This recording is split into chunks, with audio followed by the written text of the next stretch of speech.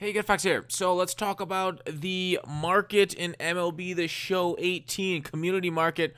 Have I got a name for this series yet? I don't think so, because I think hopefully every other week we'll talk about the market one week, do roster predictions the other, because as we learned from MLB The Show tips on Twitter, let me clue you guys into it.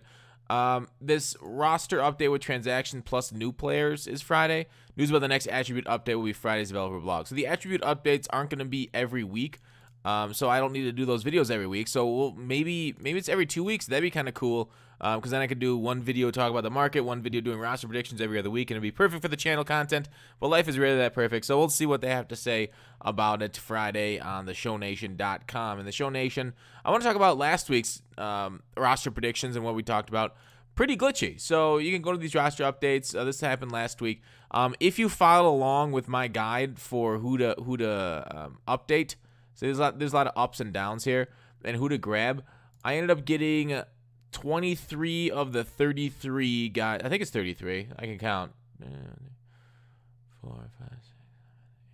Yeah, 23 or 33. I know I counted the 23. I didn't count the total number. So not too bad. As you see, the names in bold are the ones that ended up increasing. The ones that have not been bolded did not increase. The comment that played game, I don't know if I can really count that. I said somebody liked these guys, and one of them liked it. But McMahon's had such a bad year that he's didn't get improved at all, which makes sense, even though he's getting at-bats. So the ones that I said will get improved that didn't get improved, I would just wait on them unless they start having like a bad week or two. Just wait on them to kind of go up. But yeah, the rest of them, there were some big risers. There were some that I was surprised about. We won't talk too much about that. I didn't expect Machado to go +2 so early, but he's had a hell of a start. But we'll see. I think his BABIP's a little high. So that's it for that. We don't want to talk about too much about attributes updates. I just kind of want to pat myself on the back. If you ended up investing in a lot of these cards, you made some stubs, and congratulations. I hope you guys were able to quick sell some of the ones that went up in tiers, and just maybe sell some at their high right before they went up, or right as they went up, right when the market shifted over. All right, moving back to the game, I think.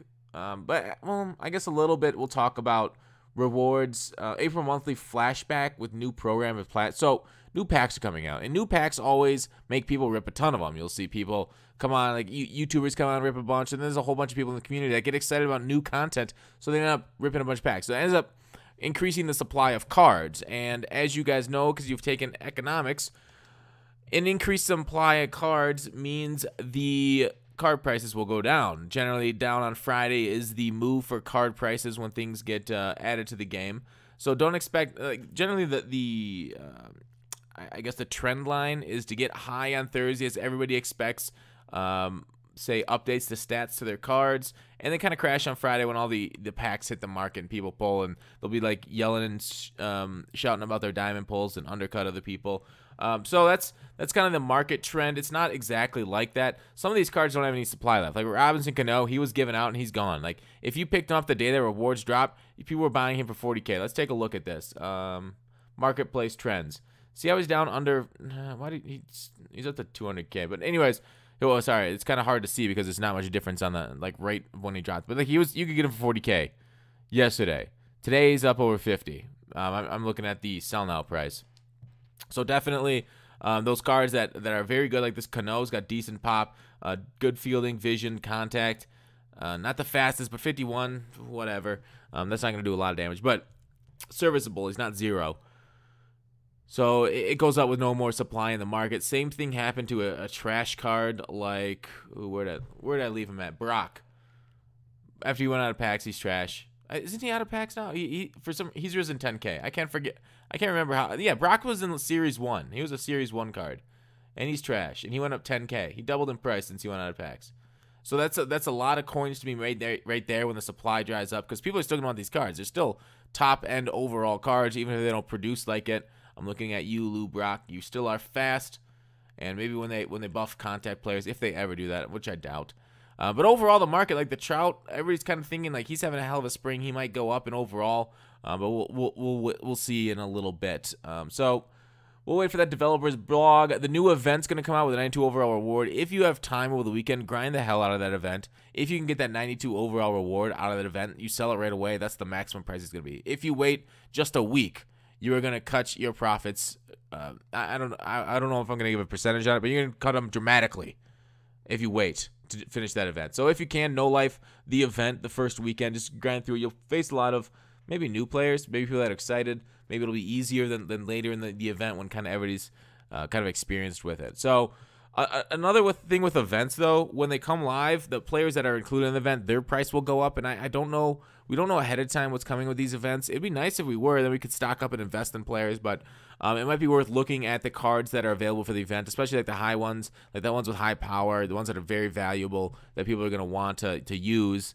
And stock up for them, and then, you know, sell them right when the event hits, as people are like, oh my god, this guy's good, as they realize it. So if you can realize it before everybody else does, it's tough to beat the market to stuff like that, but if you can, it might be worth taking advantage of it before everybody catches on. So that is it for that portion with the event. We can go to, we talked a little bit about the market, where it's at. The collection prices seem pretty normal for like souvenirs and stuff. I think just kind of checking this, like, so I've done a lot of the souvenir stuff, so I just kind of check back on it. Before they put that exchange set, he was going like, there was like triple this price. It was insane. I hated paying that price, and then they cut it. Wait, not the stubs. All right, not that part. Let's go to programs. Now, I've seen some talk about this in the community about doing these programs. Like, I've done the back collector program.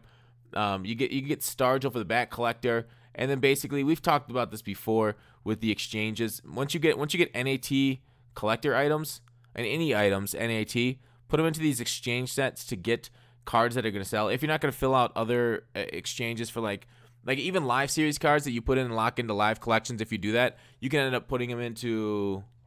Let me show you this. These silvers to gold player exchange, bronze to silver, common to bronze. So you can once they're locked in, you can do that to get value out of them to end up selling that player that you exchange out of the set. So it's just like a bunch of NAT cards sitting in your binder, but that's risky because you know there could be a bronze event or something. Then you got to go out and buy those bronzes, but then you can always sell them back. Like NAT cards are just generally a weight on your binder. Once you're done using them, it's good to get some value out of them so you can really recycle basically the content or the value in your binder for more content that's actually usable in game. But basically, after doing the Stargell set, like, you guys have seen this. I think I saw ScoMo do a video on it. But yeah, bat autographs. Once you collect all the diamond autograph bats, I guess I can't go into it. Let's do baseball autographs. Let's look into it. So, collect mission. Basically, once you collect all these things, which you can't, because there's not enough of them out there right now. More souvenir needs to be released. So but just imagine I'm doing it for bats. Then you'll get the card. You'll get the the Ryan Sandberg or the Stargell for the other one, and then you take those NFTs, put it into the exchange set right here, souvenirs to jumbo pack exchange, and you get that diamond bobblehead, diamond autograph baseball. Did I say basketball? Gold bobbleheads and autograph baseballs there. So souvenirs to jumbo pack exchange, solid return on value there. Diamond autograph baseball. So there's a lot of things you can exchange into it. But yeah, so we talk about last week or a couple weeks back with Team Epics when they came in? I can't remember if we talked about Team Epics. I think we did. I did talk about Team Epics a little bit and what they did and how they affected the market with the exchange for bobbleheads and baseball autographs that currently didn't have an exchange. You saw those prices grow up dramatically. It happens every time a new exchange is put in. The prices go up dramatically, so we'll see what the new programs that are coming for Immortals. I'm hoping soon because, like you guys have seen in my lineup update stuff, I'm very far on a lot of these Immortals.